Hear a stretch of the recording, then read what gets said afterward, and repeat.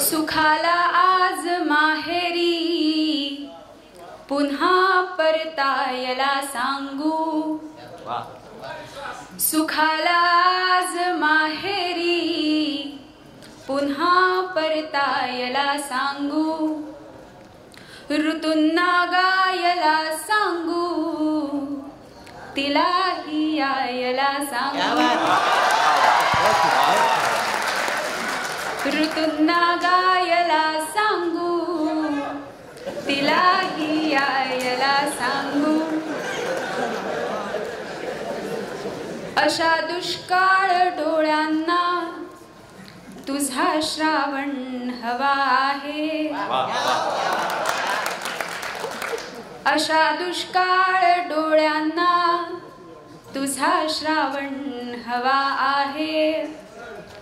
नभाला आणखी खाली जरा उतरायला सांगू. नभाला आणखी खाली जरा उतरायला सांगू. विणाव्या खोल जखमाया गुलाबी दोरखंडाने.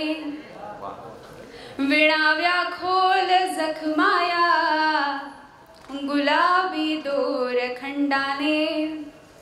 चिघळल्या आर्त घावाला जरा सोसायला सांगू. चिघळल्या आर्त घावाला जरा सोसायला सांगू.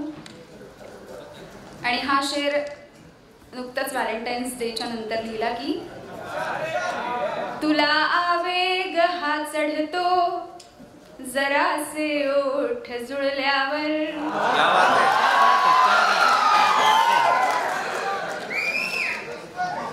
तुला आवेग हा चढतो जरासे ओठ जुळल्यावर. तुला गिरवायला सांगू, मला मिटवायला सांगू. तुला गिरवायला सांगू, मला मिटवायला सांगू. थांबू का? शेवटचा शेर. अशी लाडात आल्यावर किती तू मखमली दिसते. अशी लाडात आल्यावर किती तू मखमली दिसते. तुझे हे श्वास श्वासांवर किती गिरवायला सांगू. सुखाला आज माहेरी पुन्हा परतायला सांगू. ऋतूंना गायला सांगू, तिलाही यायला सांगू. मराठवाड्यात खूप चांगले दादा मिळाले तिला. दाद देणारे दादा. तसंही मराठवाड्याचा प्रेक्षक जेव्हा तू म्हणतोय तेव्हा दिलदार तर आहेस. आता इथे इमानदार बसलेली माणसं आहेत आणि यामिनीने फार सुंदर गजल सादर केली. आता तिनं गजल सादर केली म्हटल्यावर तिची चाल मला ते लक्षात आले की कुमार विश्वासची तुम्हाला लगेच आठवण झाली. मग आता कुमार विश्वासची आठवण झाली पण कुमार विश्वास आमच्यातही असतात. यामिनीनं जो एक शेर सांगितला की ओठांचा वगैरे काहीतरी, मग मला एक शेर आठवतो की चल ओठांचा ओठांशी करार कर. तुमच्या सगळ्यांसाठी ओठांचा शेर काहीतरी म्हणतोय. चल ओठांचा ओठांशी करार कर, पाहिजे आहे तसा इजहार कर. चल ओठांचा ओठांशी करार कर, पाहिजे आहे तसा इजहार कर. मी फक्त तुझ्यातले प्रेम पाहिले, हवा तसा नफ्याचा व्यवहार कर. प्रत्येक वेळी नफा तिकडच असतो आणि म्हणून आपल्याकडेही नफा थोडासा आला पाहिजे यासाठी आमच्यासारख्यांना कसं आहे. निलेशनं वजनाबद्दल बोलला. निलेश कालच वजन मोजलं, आकडा सांगत नाही. सांगू नका, सगळ्यांना माहिती आहे ना. आणि कसं आहे की जेव्हा आपण आपल्या व्यक्तीबद्दल बोलतो ना तेव्हा काही बोलायची गरज नसते.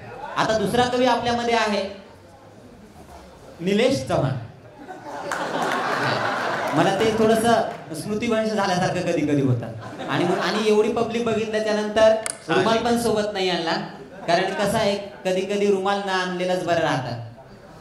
विचारा ना का ओढणी कशासाठी असते शेजारी. त्याच्यासाठी आपण आता समोरचा कवी बोलूया. समोरचा कवी निलेश चव्हाण. निलेश बद्दल सांगायचं तर तुम्हाला सगळ्यांचं ओळखीचं आहे. सायंकाळी रोज 8 वाजता तो बातम्या देतो, निवेदक आहे. आणि युववाणीचं त्याच्यावरती प्रेम आहे, पण तो कधी तिकडे फिरकत नाही अशी तक्रार आहे. नम्रता मॅडम इथं आहेत. आणि म्हणून निलेश तुझ्यासाठी एक शेरच आहे. म्हणजे कुमार विश्वासचा जो उल्लेख झाला, हिंदी एखादा शेर झालाच पाहिजे की तुम्हें जीने में आसानी बहुत है, तुम्हें जीने में आसानी बहुत है, तुम्हारे खून में पानी बहुत है. जहर सुली ने गाली गोलियों ने, बघा, जहर सुली ने गाली गोलियों ने हमारी जान पहचानी बहुत है. और अगर इरादा कर लिया खुदकुशी का तो खुद की आंखों का पानी बहुत है, खुद की आंखों का पानी बहुत है. असं इतरांचे अश्रू लिहिणारा आमचा कवी मित्र निलेश चव्हाण. धन्यवाद. प्रेमावरती ओठावरती जरा जास्त जोर आहे.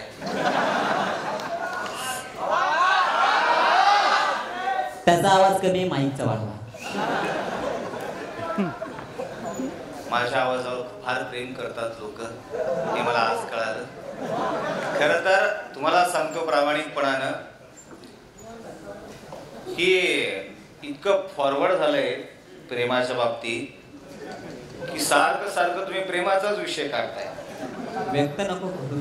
मी व्यक्त करत नाही, परंतु काय आहे, मी निरीक्षण केलं सर, परसवाडीकर सर आहे, अचिंत्रवार सर आहे, मी निरीक्षण केलं की पहिले कसं तुमच्या काळामध्ये, म्हणजे मी असं म्हणत नाही,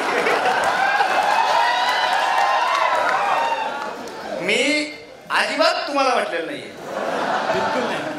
म्हणजे कसं आहे सर, आधीच्या काळामध्ये अनेक सर दिग्गज इथं सर बसलेले आहेत, त्यांच्या काळामध्ये कसं व्हायचं, फार वेळ लागायचा.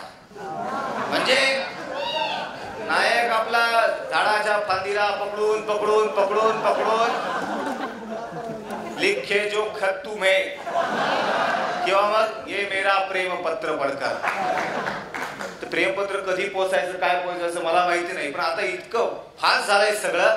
बारकं पोरग शाळेतलं म्हणताय लालवाली तुझी पिवळीवाली माझी,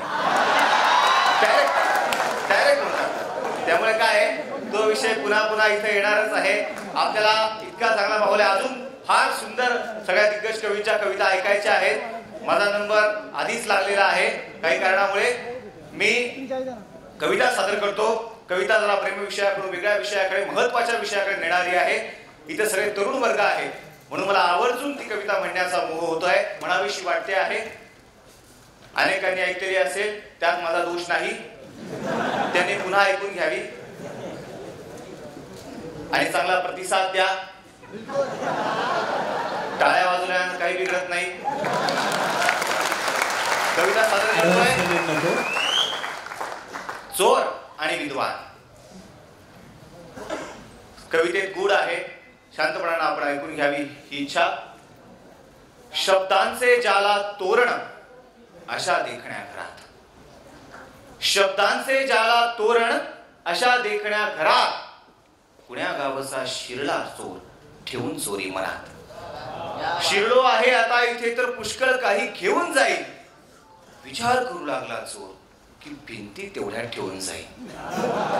पण दिसते कुठे काय त्याला, पण दिसते कुठे काय त्याला, पुस्तकेच नुसती भरलेली, भिंतीवरती नजर टाकली तर अक्षरेच नुसती गिरलेली. कुठे दागदागिन्यांचा ऐवज नव्हता मिळत, अंधार मस्तकी झाला, दिवा नव्हता जळत. सर्व झांबून काढले तरी कुठेच काही गवसेना, अखेर थकला चोरतो त्याला काही उमजेना.